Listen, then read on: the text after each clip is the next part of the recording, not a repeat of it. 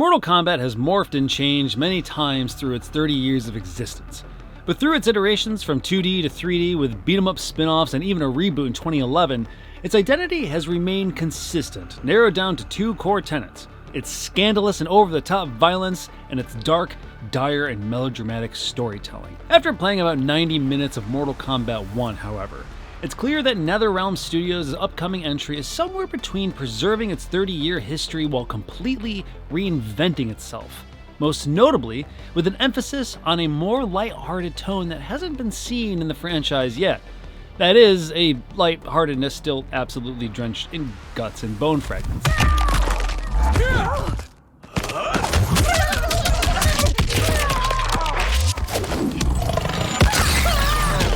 Mortal Kombat 1 is a fresh start for its universe, its characters, and even its combat, all of which is apparent in the first chapter of its new story mode, which centered around a young Raiden, no longer the God of Thunder in this new timeline, and Kung Lao, who we get to see in a Year Zero-like setting as farmers in a small rural village. The game takes its time to show the relationship between the two, a sibling-like love and rivalry. That is, until things go awry and the clan of assassins Lin Kuei, led by Smoke, show up and demand protection money from a local restaurant. And, of course, Kung Lao and Raiden step in to protect their turf. It's also in these brief moments we're given a glimpse of some new and not so focal characters from the MK universe, like Madame Bo, the town cook and resident martial art master who has been teaching Raiden and Kung Lao. She's old, quirky, and as tough as nails, and the moment she started thrusting fists and kicks in Smoke's face, I instantly fell in love with her. Fingers crossed, she's a playable character in the final roster.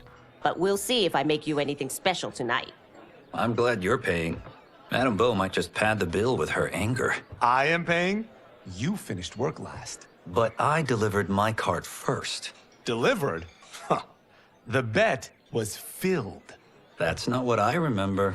By Mortal Kombat standards, the introduction felt reserved and grounded.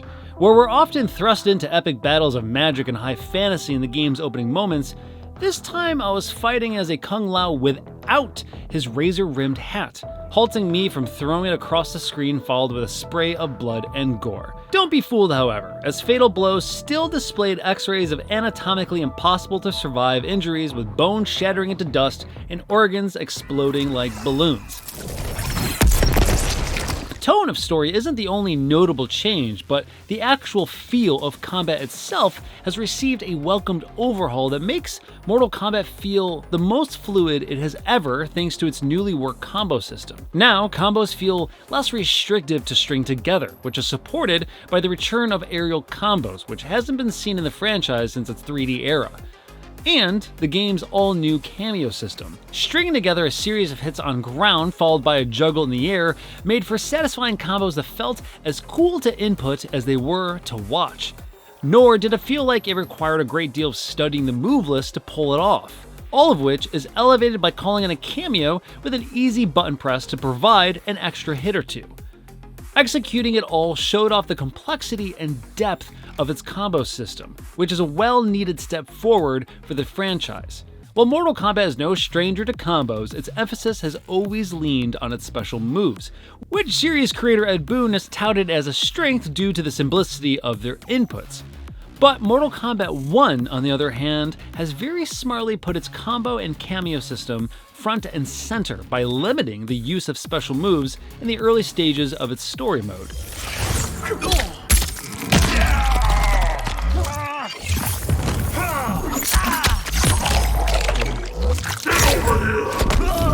Mortal Kombat 1's new combo system, accompanied with aerial combat, is great in its own right, but it's only strengthened with deeper strategy and variety because of cameos.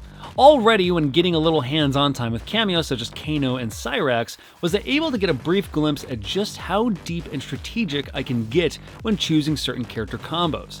This mixing and matching of two character rosters broadens MK's toolkit to inspiring heights. Also, playing with cameos just looks and feels awesome. Seeing cameos bounce in and out of the background in the midst of your combos and special moves added a sense of organized chaos on screen that matched the over-the-top cinematic nature that I only really got to see in the game's cutscenes.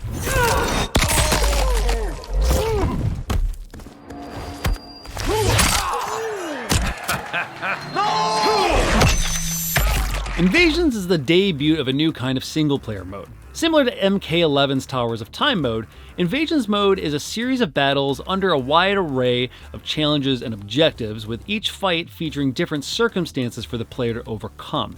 Completing these fights will award the player with a random loot drop of items and medallions that will change the attributes of your fighter, like giving Kung Lao Scorpion Spear, for example.